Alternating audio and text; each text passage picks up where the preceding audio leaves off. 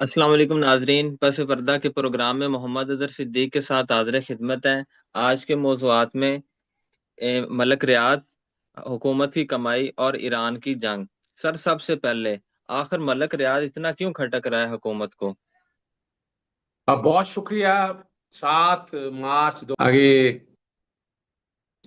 इतवार 8 मार्च को हो जाएगी। और फिर मार्च आज मैंने एक अफ्तारी की हुई थी साफी दोस्तों की, और बहुत से लोग मौजूद थे। उनकी मौजूदगी में एक बात बड़ी वाज़ेह मैंने कही थी कि जून से पहले इमरान खान बाहर आ गया। अब वो मंतकी अंजाम तक, यानी पिछले दिनों फराज शहजादी के अगेंस्ट भी और उनकी सोसाइटी के अगेंस्ट, तो उनकी सोसाइटी का ताल्लुक नहीं है, एहसन जमीन गुजर का ताल्लुक है। उसके अगेंस्ट भी ऐसे केसेस लेकर फिर रहे हैं कि जैसे पता नहीं क्या कर देना है।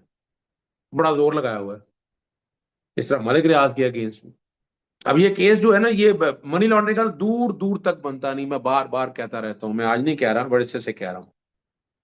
कौन सा केस मनी लॉन्ड्रिंग का, किस तरह से 4.5 यानी 4 सालों के अंदर बताए ना जरा, इस हुकूमत ने क्या करप्शन नहीं हुई?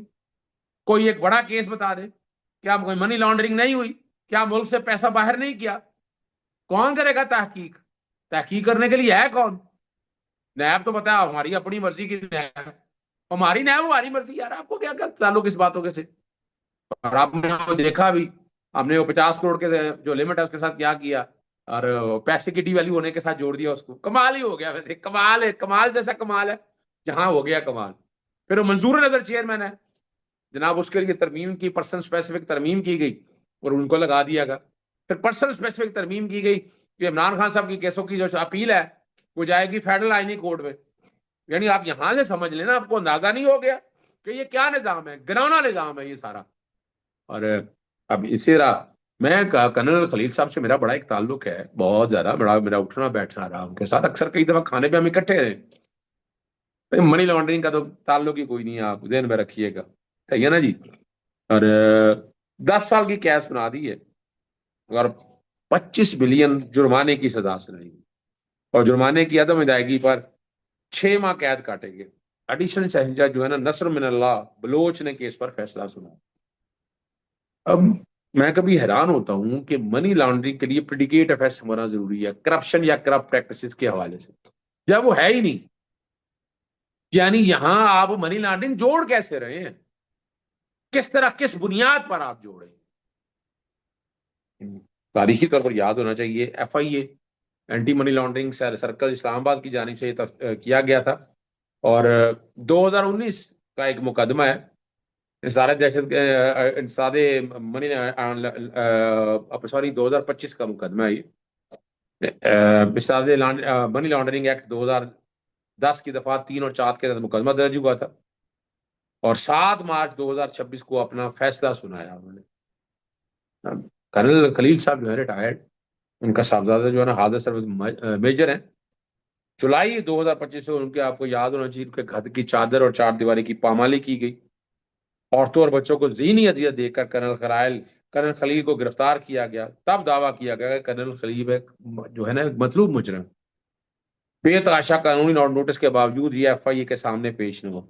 अब यहाँ हैरान है कि कब नोटिस जारी किए हैं, किस वक्त हुआ वो नोटिस, छोटे नोटिस छोटे छोड़े, इस बात को क्या पता है यहाँ पर ना। हमारी अदालतें पूछती हैं, हमारी अदालतों को तो पूछना चाहिए। वो आकर बताता है नोटिस दिया था, भाई पूछे तो सही ना, सबूत क्या है, नोटिस कब दिया, किस तरह सर्विस हुआ। अच्छा, ये भी हमारी अदालतों ने नहीं पूछना। अदालतें है ना, हमारी अदालतें, हमारी मर्जी, हमारी मर्जी के जजेस, हमारी मर्जी के फैसले। ये तो बातें आम सी होती रहती हैं और ये होती रहनी है। मनी लॉन्ड्रिंग का बहरहाल ये केस बनता नहीं है। मलिक रियाज साहब के अगेंस्ट NCA के हवाले से 190 मिलियन पाउंड का केस बना। और भाई मलिक रियाज के पैसे, मलिक रियाज ने पैसे वापस भेज दिए, उनकी फैमिली ने वापस भेज दिए, पाकिस्तान आ गए। कोई करप्शन या करप्ट प्रैक्टिस का केस वहां भी कोई था? नहीं था। अलकादर ट्रस्ट के हवाले से जोड़ा जाता है, अलकादर ट्रस्ट की चैरिटी में अगर मलिक रियाज साहब ने दी, अपना बनाया अलकादर ट्रस्ट, और उस पर ट्रस्ट चला भी, उस यूनिवर्सिटी में बच्चे पढ़े भी, आज शर्म से डूबने का मकाम है। आप तो वो जहाज खरीदते फिर रहे हैं ना। और ग्राउंड पे क्या कर रहे हैं, ग्राउंड पे बताइएगा ना। ग्राउंड पे आपको कुछ तक नजर नहीं आएगा। तो इसलिए ये वाला केस जो है ना, इसकी अपील फाइल होगी, सस्पेंशन भी है, और कर्नल खलील जो है ना 22 दिन इसमें बरी हो जाएंगे। सर अगला मौजू अरशद शरीफ के हवाले से है कि उनके जो केस समाअत के लिए मुकर्रर कर दिया गया है, तो सुप्रीम कोर्ट बाजी ले गई है। हाँ, ये बड़ी जबरदस्त बात आपने की है। मेरे लिए बड़ी तकलीफ दे बात है कि अरशद शरीफ भाइयों की तरह था। सबसे पहले मामला जो है ना वो मैंने उठाया था कि इसका जुडिशल कमीशन जैसे ही अरशद शरीफ की मर्डर हुआ, कत्ल है बेसिकली बुनियादी तौर के ऊपर, किस तरह हुआ कैसे हुआ, उसी वक्त ही मैंने इस इशू को टेकअप किया था। एफआईआर दर्ज कराने का कहा था, जीआईटी बनाने का कहा था, फोरेंसिक का मैंने कहा था, इंटरनेशनल जो सहाफी तंजीमें उन सबको मिलाने का कहा था। तो तारीख के झरोकों में अगर याद रखिएगा, ठीक है ना जी, 2025 में जब ये मामला चल रहा था उनके सामने, मैं पेश होता रहा हूँ जस्टिस आमिर फारूक साहब के सामने। और उन्होंने इस केस को, हालांकि केस को उन्होंने नहीं निपटाया था, ठीक है ना जी। ये केस जस्टिस इनाम अमीन मिनाज साहब ने निपटाया था, मैं नहीं पेश हुआ था उस दिन। और कौम के अवाम में बराबर शरीक का, ठीक है ना जी। लेकिन ये जो कि जस्टिस आमिर फारूक साहब आज खुद नोटिस सुप्रीम कोर्ट के वाहिद बेंच के तौर पर की बात हो रही है, जब वो हाई कोर्ट के जज थे। लेकिन यहाँ वो बात यही कहते हैं कि क्राइम सीन जो है ना वो पाकिस्तान से बाहर है, हुकूमत पाकिस्तान आलमी कवानीन की पाबंद है, और नामसाइद हालात में बाहर जाना पड़ा, फिर जो कीनिया में हुआ वो सब जानते हैं। जुलाई 2024 में अरशद शरीफ कत्ल केस पर कीनिया के अपना जादो हाई कोर्ट ने फैसला अरशद शरीफ की बेवा जवेरिया सिद्दीकी की पिटीशन पर दिया। हाई कोर्ट ने 2 पुलिस एहलकारों को खिलाफ कार्रवाई का हुक्म दिया था, और अदालती फैसले में वादे लिखा था कि अरशद शरीफ की हलाकत उनकी सहाफती सरगर्मियों से नहीं बल्कि शनाख्त में पहचान के, अदालत ने इल्जाम जो है ना मुस्तरद कर दिए। वो वक्त याद है जब अरशद शरीफ की वालदा को पूरे पाकिस्तान में एक भी वकील नहीं मिला जो उनके बेटे का केस अदालत में लड़ सकता। और जवेरी अरशद ने हमारे तवसत से दरखास्त भी दायर की थी, कि मैंने दायर की थी, आपको याद होना चाहिए। अरशद शरीफ की वालदा भी अपने बेटे को इंसाफ दिलाने की मुंतजर रही, इंसाफ ना दे सके। हम मैं तो जुडिशल कमीशन बनाने की बात किया करता था, मैंने तो और कोई बात नहीं कही थी। मैं क्या, इसका जुडिशल कमीशन बना दे, इसकी एक इंक्वायरी और इन्वेस्टिगेशन हो जाए, तो सारी चीजें सारी सामने आ जाएगी, या सच सारा सारा कुछ सामने आए। वो कमीशन के हवाले से नहीं हुआ। और चीफ जस्टिस आमिर फारूक साहब वफाकी आनी अदालत चले गए। फिर यहाँ जस्टिस जनाब अमीन मनाज साहब के पास लगा, उन्होंने जेआईटी की इस बुनियाद के ऊपर आज भी मैं समझता हूँ आईनी दरखास्त दायर हो सकती है कि जेआईटी बनाए, जेआईटी नहीं, जुडिशल कमीशन बनाए। इसका जुडिशल कमीशन बनाने का इख्तियार तो आज भी मौजूद है, लेकिन हम वही उलझनों में, उसी टेक्निकलिटीज में फंसे हुए हैं, और उस टेक्निकलिटीज को उसी तरह ही हम लेकर चल रहे हैं। पानी पिला पुत्र। सर ये हम्म। सर ये दावा किया जाता है कि अरशद शरीफ ने पीटीआई को जो फंडिंग हुई थी उसके हवाले से डिस्क्लोजर किया था, और इसका कत्ल जो है इमरान खान के कहने पर करवाया गया, ये इमरान खान की मदद के लिए करवाया गया। इस दावे में कितनी हकीकत है? देखिए, मैं तो इस बात को इसलिए नहीं मानता कि ना तो पहली तो बात है, ना मनी लॉन्ड्रिंग के हवाले से कोई बात है, ना इमरान खान किसी मनी लॉन्ड्रिंग के केस में इन्वॉल्व था। कोई ऐसी चीज नहीं थी, ग्राउंड पे कोई ऐसी चीज नहीं है ना। वो पैसे देखें, बाहर से जब फंड इकट्ठा होता है ना, तो वो कंपनी कॉर्पोरेट सेक्टर के हवाले से आना होता है। एक डेडिकेटेड अकाउंट होता है, उस अकाउंट के जरिए पेमेंट्स आनी होती है सारी की सारी, ठीक है ना। तो उसमें कोई ऐसी ऐसी अनोखी चीज तो थी नहीं ना।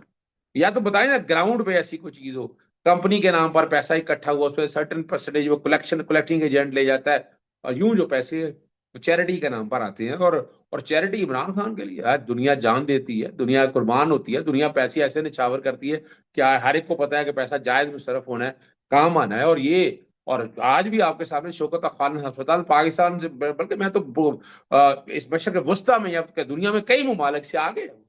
जिस तरह का वो इलाज फराम कर रहा है आज, जिस तरह की फैसिलिटीज वो दे रहा है, तो ये तो क्रेडिट जाता है ना शौकत खानम को। और यही एक बात है कि जिसने जो हम सब लोगों के लिए जो है ना बड़ी तकलीफ से बात है कि हम उसको बचा नहीं सके। अगर अरशद शरीफ ने पीटीआई को बेनकाब किया होता तो आज पीटीआई अरशद शरीफ के हक में ना खड़ी होती, बल्कि नून लीग खड़ी होती। ये देखिए, ये तो एक हकीकत है। अरशद शरीफ ने बेनकाब जिनको किया, हुदैबिया वाले को किया। कीनिया में क्या था, क्या रूट थे, पाकिस्तान में लूट मार पे अगर हकायक पे आज भी एक ऐसा कमीशन बना, तो आपको पता चल जाएगा कि कौन लोग हैं सामने। वो चेहरे वही नजर आएंगे जो आज हुक्मरानी करते। अवाम इस वक्त जंग की वजह से परेशान है और पेट्रोल नहीं मिल रहा, और हुकूमत पेट्रोल पर कमाई कर रही है। यही देखें, एक बात तो बड़ी वाज़ेह है, $55 फी बैरल पे तेल दिया था, आज 300, इतने में पेट्रोल ले गए हैं। आपका जखीरा पड़ा हुआ है, 28 दिन का जखीरा तो वजीर खजाना ने माना। वैसे 15 दिन का स्ट्रेटेजिक जो इशू है, वो कमीशन एक बना था, वो मैं उस मैटर को टेकअप लेकर गया था। बार बार मैं जिक्र और तस्करा अजकार में करता रहता हूँ, लेकिन यहाँ अब आप, यहाँ मुख्तलिफ लोगों ने मुख्तलिफ तरीके से वो सारी चीज़ें सारी सामने रखी हैं, ठीक है ना जी। और वो कह रहे हैं कि तकरीबन 1 मिलियन टन पेट्रोल और डीजल बतौर जखीरा मौजूद था। तो फी लीटर 55 रुपए के इजाफे के साथ एक ही रात में तकरीबन 72 अरब रुपए का गैर मुनाफा मुनाफा हासिल हो गया। यानी जो ईंधन पहले से खरीदा जा चुका है, कीमत बढ़ने के बाद उस जखीरे पर अरबों रुपए की कमाई हो गई। और यहाँ फारूक सलीम साहब ने बड़ा अच्छा लिखा है उन्होंने कहा सादा हिसाब है कि तेल तकरीबन 45 दिन पहले $60 फी बैरल बैरल था। अब वो तेल अवाम को 727 रुपए फी लीटर फरोख्त किया जा रहा है। इस तरह पहले से अदाशुदा तेल पर तकरीबन 113 अरब, यानी वहां जो रकम आई है वो 72 अरब है, यहाँ जो रकम आई है 113 अरब रुपए। और ये 113 अरब रुपए आखिर किसकी जेब में गए, वो एक बड़ी जबरदस्त सवाल उठाते हैं। कि हम भी पूछते हैं ना, 113 अरब रुपए आया, ये आया ऑयल मार्केटिंग कंपनियां ले गई, चले पेट्रोलियम डेवलपमेंट लेवी की शक्ल में तो आपने जितना पैसा डाया वो इकट्ठा किया पेट्रोल का, उसके मुताबिक आ गया। बाकी पैसा कहाँ गया है, इसका हिसाब तो आपको चाहिए ना जी, ठीक है ना जी। ये और कब तक आएगा, ये जरा समझने वाली बात है। आपको पता है मैंने पिटीशन दायर कर दी है, मैंने सारे हकायक को वाकयात लिखे हैं, और अदालत से मैंने नोटिफिकेशन सेटिस्फाइड करने की बात की कि पेट्रोल जो है पुरानी कीमतों पर दस्तयाब होना चाहिए। सर, हुकूमत इसकी एक तोज़ी ये पेश कर रही है कि अगली जो मतलब बरामद है तेल की, उसके लिए हमें ज्यादा पैसे चाहिए, इसलिए तेल ज्यादा महंगा बेचा जा रहा ये मंतक बड़ी अजीबो गरीब सी है, बड़ी बड़ी मंतक अजीब है। तेल के सौदे किस तरह होते हैं, किस तरह आते हैं, ठीक है ना जी। और आपके पास क्या, यानी आप, इसका मतलब है आप डाका डालकर इकट्ठे कर रहे हैं पैसे। ये मंतक किसी तरह भी काबिल कबूल नहीं है। पैसा आपके पास है, आपने खरीदना है, आवाम से इकट्ठा करना, दे देना है। आप कर्जों के कर्जे जो ले रहे हैं, भाई इतने जो कर्जे मुल्की का कर देते हैं, कर्जा ले ले आप, क्या मुश्किल काम है आपके लिए। और जो जिस तरह आप लेकर चल रहे हैं उसी तरह लेकर चल रहे हैं, तो इसलिए ये मंतक जो है ना काबिल कबूल नहीं है। है। सर, अगर जंगी सूरत हाल को देखा जाए तो अमेरिका के मुकाबले में ईरान कुछ नहीं है, तो ईरान अब कितनी देर तक मुस्तहकम खड़ा रह सकता है? लेकिन ईरान ने तो पन्ने डाल दिया देखो, और वो बहुत से अड्डों पे जो हमला किया वो बताने की बातें जो मर्जी करते रहे, लेकिन पन्ने डाल दिया है, याद रखिएगा ईरान ने। और इसराइल का तखविया जो अपना तहमीर लगाया उन्होंने कि जंग से पहले ईरान के पास 2500 2500 बैलिस्टिक मिसाइल थे।